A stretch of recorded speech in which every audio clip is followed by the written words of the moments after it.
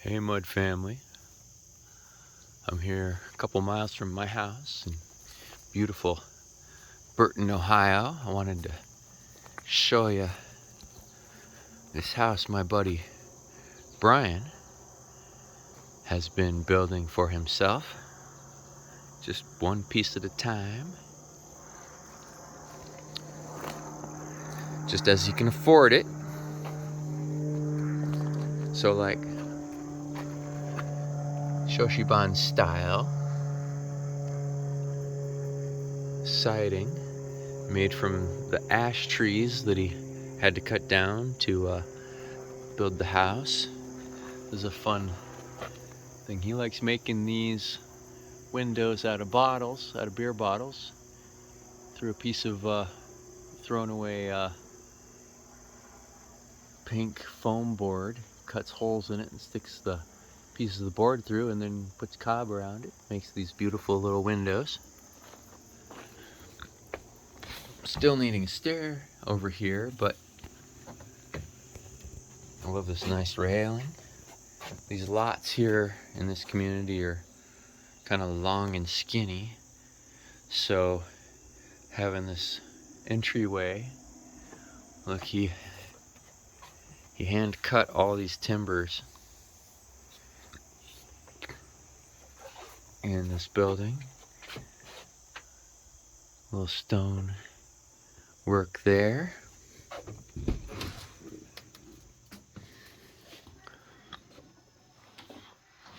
I'll show you this. This is fun. This is the back side of that window. Right now it's set up as a closet, but eventually it'll be open. He's got this great open floor plan here. This is the garage. Comes into the kitchen here. Some nice big windows on the south side. Shed roof open to the south side. This is the utility room. It has a place for a water heater, for hydronic hot water coils coming through here in the cob floor. Look at these posts that came from the property. More of that timber framing he did himself. I love what he's done with these posts. Bathroom in there. Some poplar here done for the timber frame. And the reason that we're here, these straw bale walls we've been working on. He's got a staircase coming in upstairs. I have a wood stove here against this rammed earth wall. Some lovely colors in there that are gonna like pop when he oils the wall. Here's the upstairs. Nice open floor plan up there. It's gonna take a while to get these all plastered, but we've been working outside today to try to get it sealed in outside before the weather turns, which can happen anywhere between the end of next month. Well, September starts to rain pretty bad here in Ohio. And then we've had 2 feet of snow in mid-October before. Here's more of the Mud family getting into it. Like that, you know, they seem like forever losers. Like, we're gonna stick through. Here's our host Brian up there stuffing the mud in. This is just a coat to try to put some protection on the wall so it doesn't rot or catch on fire or get mice in it or any of that. And then he'll come back and do a nicer coat later.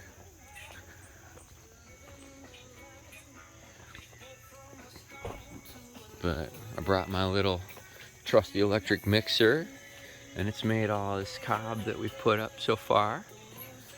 We still got to do up there. So this is really a great DIY kind of a house. Brian, how much do you think you got into this cash-wise? 40 or 50. 40 or 50, that's really good for a house like this.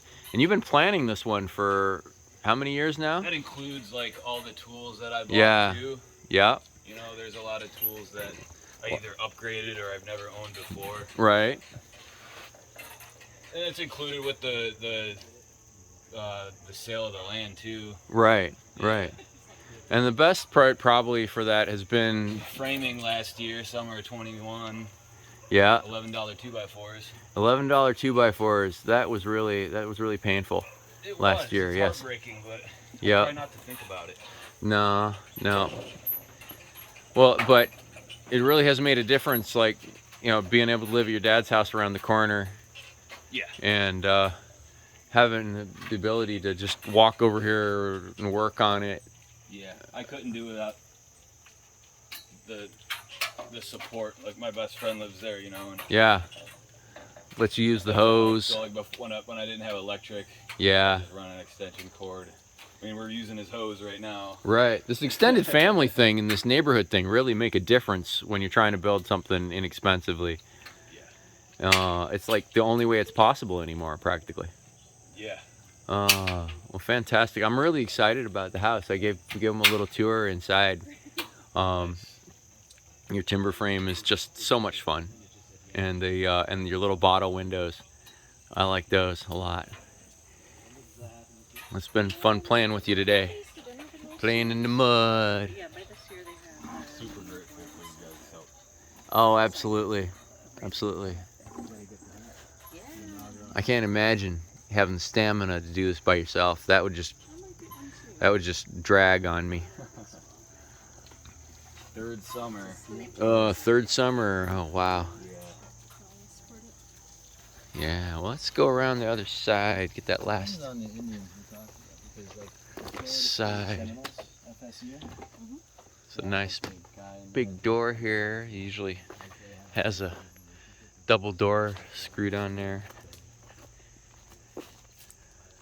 The south side was just framed in standard fashion because there's going to be mostly windows, like the earthships that he's built in different parts of the world. But didn't end up working that way with as many windows as he'd hoped. So so just the straw bale comes around the corner here, and then this is just standard stud construction. I really like this this sort of setup here, where you've got a double stud wall, studs here, and then studs on the inside of the wall too.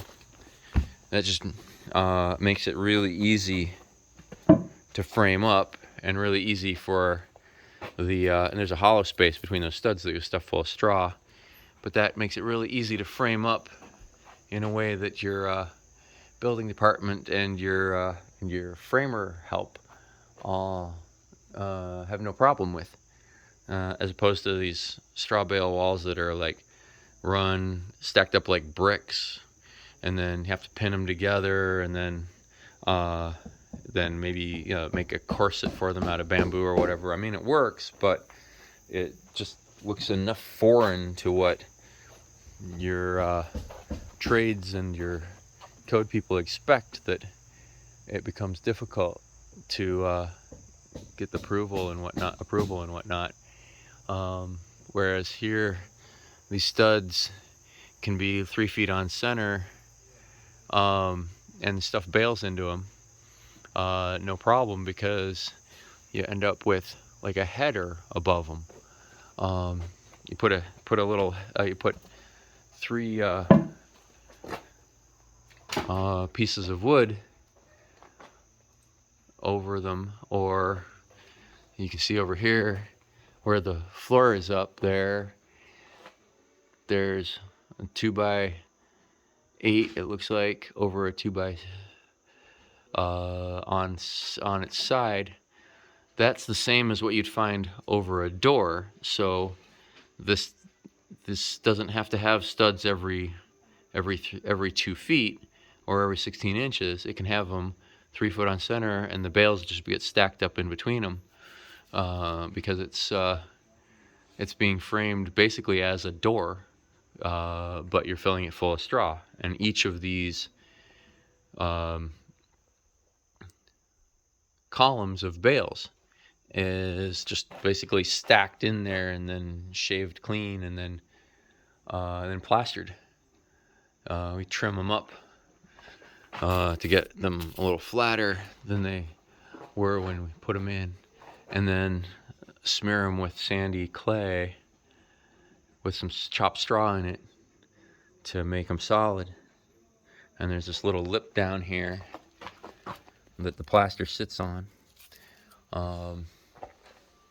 And this is a system that I borrowed from our buddies in Canada, Chris Magwood at the Endeavour Center, and Diedrich de McGarren is a straw bale builder up there who very generously they showed me how they build their straw bale houses up there.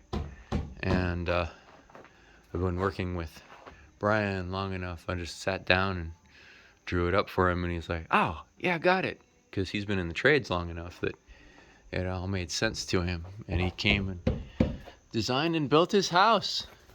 So you got these things 3 feet on center, and when you've got that header above it, then you can put your trusses every 2 feet. They don't have to sit directly on top of a stud. You can make your stud bays the right size to use your straw bales that are produced in your area. And then you've got your header above that, and you've got your windows purchased to fit into your bay with a straw bale above and maybe a straw bale or two below, with a little extra room to shove that thing in there, instead of having to have the walls be exactly to fit an 8-foot piece of drywall. You're not using drywall, so you make your walls the right size to fit a certain number of straw bales with a little bit of space at the top that you can stuff full of straw. We built one of these one time, and the framers thought they were doing us a favor by ignoring the dimensions we gave them and making the walls the right height for 12 feet of drywall, which meant that we had to cut each of those top bales all the way around the entire building. And that cut and stuff took as long to do as all of the rest of the bale work of the whole rest of the building. It was really frustrating. Fortunately, it was one of several straw bales that was going in at that property, so the framer got it that this was a problem, and the next several bale buildings were super easy because they took notes from the way that we asked them to do it and made it work really well. So yeah, this poplar is fun. He was able to do this timber frame. It's not so much to hold up the walls and the ceiling, it's basically to hold up the upstairs and to show off timber framing, which is really fun, especially if you can do things like this diagonal joint here that hooks into each. It's a fun thing. You cut it so that this